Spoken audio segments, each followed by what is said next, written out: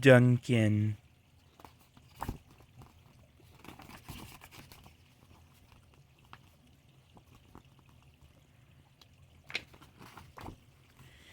This is a story about Duncan, the narrow gauge engine. Duncan used to complain about his passengers, but this changed when Skarloey told a story about how Rheneas saved the railway. One morning, Skarloey was in the yard being polished by Nancy, the guard's daughter. Skarloey was thinking about his friend Rheneas, who had gone away to be mended. "Rheneas comes home tomorrow," said Nancy. "What, tomorrow?" chirped Skarloey. "I must look my very best. Please polish me some more." "You're such an old fusspot," laughed Nancy. Duncan was jealous. "Aren't you going to polish me too?" he asked. "Sorry, I have to get the ice lollies ready for the passengers," said Nancy. "It's not fair," Duncan complained. "Peter Sam gets a new funnel, Sir Handel gets special wheels, passengers get ice lollies, but I'm not even polished." Duncan enjoyed complaining, and he soon began to sulk. That afternoon, there was bad news from up the line. "One of Skarloey's coaches has derailed," called Duncan's driver. "We'll have to go there right away." Duncan took the workmen to sort out the mess. "All this extra work," he grumbled. "It wears an engine out."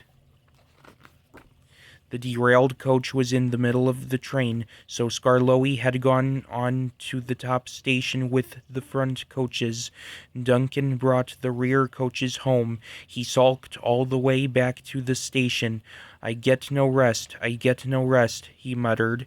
He arrived back just in time for his own 4 o'clock train, but he was sulky and wouldn't move. Come on, we're keeping our passengers waiting," his driver reminded him. At last they set off. Shortly before the next station, they came to a viaduct, and Duncan ground to a halt. "I've had enough. I'm staying here," he snapped, and he did too. Skarloey had come down from the top station to haul Duncan and his train to the platform.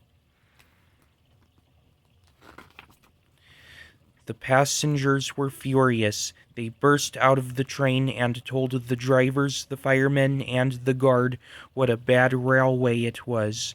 Duncan was still sulky. "Why should I have to work hard just to pull silly old passengers?" he asked. But no one was listening to him. The thin controller was waiting for Duncan at the shed. "If you won't carry passengers, you won't get polished," he said sternly. "I'd rather not be polished if it meant I didn't have to carry passengers," Duncan muttered to himself, but he didn't dare say it loud enough for the thin controller to hear. "I'm ashamed of you, Duncan," said Skarloey that night. "You should think of your passengers, not yourself. Passengers are just nuisances. They're always complaining," replied Duncan. "That's no way to talk," said Skarloey. "We need passengers. No passengers means no trains, and no trains means no railway.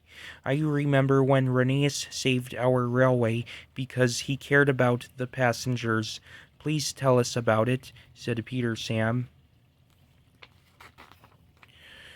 Skarloey began. "Rheneas knew we had to keep the trains running or our railway would have to close. He was often short of steam, but he always struggled on to a station and then rested when he got there. 'I mustn't stop between stations,' he'd say. 'The passengers wouldn't like it.'" "Pshaw!" huffed Gordon. "Pshaw!" huffed Duncan. He had stopped on a viaduct and hadn't cared at all.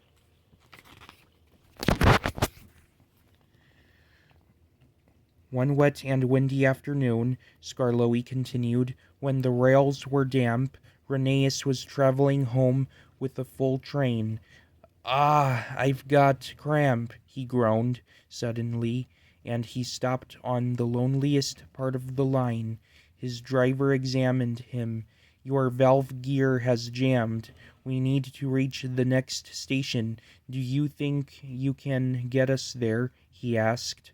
"I'll try," reply "I'll try," replied Rheneas bravely. So the thin controller sanded the rails, some passengers pushed from behind, and Rheneas jerked and began to move forward. "I'll get there or burst, I'll get there or burst," Rheneas muttered to himself, and he moved slowly along the track until he finally reached the station. "Thank you for getting us home," the passengers said. "We'll tell all our friends that this is a really fine railway."